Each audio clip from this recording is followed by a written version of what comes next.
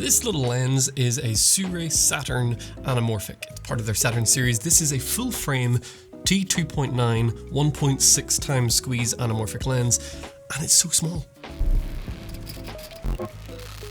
I don't talk about full frame stuff all that much on this channel, but Sirui offered to send me out this 50mm part of their Saturn lens, and I recently did pick up a Lumix, picked up the Lumix S9, which has a lot of capabilities of filming anamorphic, so I figured I'd give it a go and see what I thought. And I have enough thoughts about this lens that I thought justified making a video about it, so that's what we're going to talk about today. First off, let's talk about the lens in general, the build quality, the feel of it, and what it comes with. The lens itself is very small. As you can see, it is a small little lens, especially for full frame, but especially for anamorphics, right? This is very, very compact. It's a T2.9, so it's not the fastest lens in the world. That'd be something I would love to see, would be a slightly faster apertured lens, but it is very impressive how small and lightweight this is. Now, the lens itself has two rings on it, so, you know, actual features on the lens, there's not much. It is a fully manual lens. There are no electronic contacts at all on this lens.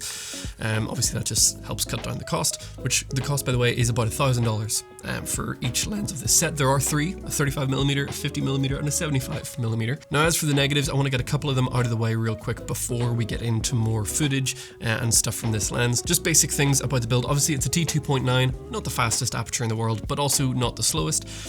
It doesn't have any weather sealing, as far as I can tell. There's no rubber gasket or anything around the edge of this ring, which I thought was quite surprising. I feel like once you get up to $1,000 for a lens, a rubber gasket around the edge of the lens you would think would be kind of assumed. So that was a little bit disappointing, if I'm honest with you. It would be nice if it was weather sealed. Especially at the moment, we're dealing with a lot of snow and ice, so I haven't actually been able to get out and shoot all that much with it, but when I am out, it's been snowing, which, you know, makes me a little bit more uncomfortable to use, but, you know, just be aware of that. There is no weather sealing on this lens. Another thing is the minimum focusing distance. Now, minimum focusing distance on anamorphics has never been that great, but this one is 3 feet.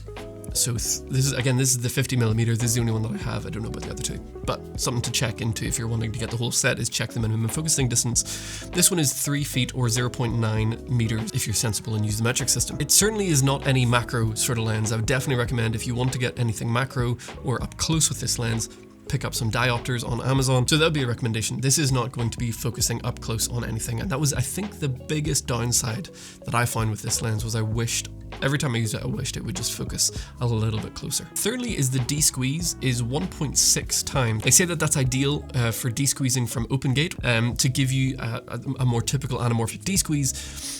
But I think it is more common for people to use 1.5 times desqueezes. So I'm not 100% sure why they went with 1.6. It doesn't make that much of a difference, except if you're editing in Premiere. It's a little bit annoying that they don't have a preset auto desqueeze of 1.6. They only have 1.5, 1.33, and 2.0. So you have to kind of desqueeze it manually, which is a little bit annoying, but that's kind of a more Premiere thing. I don't know what the other NLEs offer. 1.6 is just a little odd, in my opinion. It's not all that common other than these Sirui lenses. You can correct me if I'm wrong. I don't have a crazy amount of experience with anamorphics, so I'm not claiming to be an expert on this at all. This is just my experience using this lens. Now, as for the size and weight, it is fantastic. It is a really nice build, especially if you put it on something small like the Lumix S9. Remember, this is a really small camera, so the fact that this really doesn't take up a huge amount of space on a camera this size is very impressive for a full frame T2.9 full anamorphic lens. Now, this does come in other mounts as well, but I think it is going to be better suited for people that are filming with cameras that can shoot open gate, because if you're going to desqueeze this from a 16:9 image, you're going to get a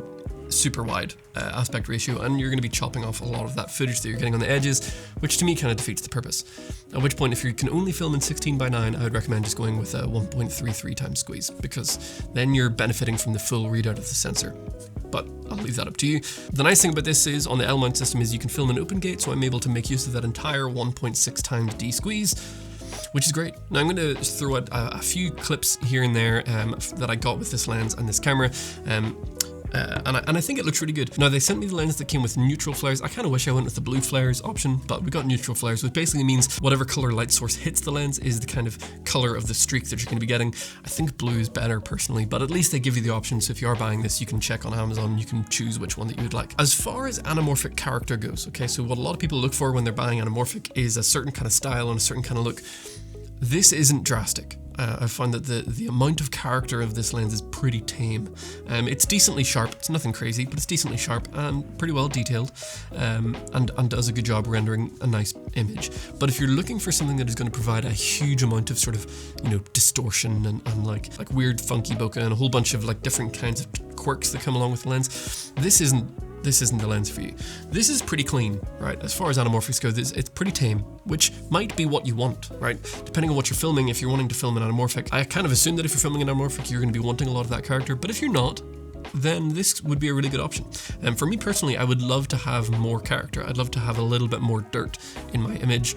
I know that's kind of a weird thing to say, but that's kind of just what I enjoy, is having something that's a little bit more unique, a little bit more a little bit less clinical. So for me, it's not my favorite kind of look as far as anamorphic goes, but if you're looking for a nice clean anamorphic that doesn't flare too bad, that's not, you know, anything too drastic, and is pretty small and compact, then this could be a fantastic lens for you. But obviously the decision is up to you. You can let me know what you think about the footage, the kind of style of the image that comes out of it, and what you think about this lens in particular. Obviously its biggest selling point is going to be its size and weight. Above anything else, that is what they're going for. So if you're looking for something that'll go well on a gimbal, or you know, easy to rig up on a car or something, and you're worried about putting a really big, expensive, heavy lens on there, then the Sirui Saturn series might be for you. Sirui, if you are watching and you're interested in my thoughts, I really do like this lens. I love the form factor and I love the size, but it would be cool to see some more of your lenses come with more character and a little bit more dirt to the image. And I know that might be a weird thing to say, but just like a separate line of lenses that are more funky for the people that want the funk. So, but I do appreciate that you are providing clean and decent looking images at a very reasonable price. So as for you, the viewer, you got to make up your mind if this is the right thing for you. If it's not, don't buy it. If it is, go ahead and pick one up. I hope you've enjoyed the video. Hit the like button, drop a comment down below, or maybe even subscribe as we continue to build this channel. I appreciate all of you for doing so, and I hope that you have a wonderful day.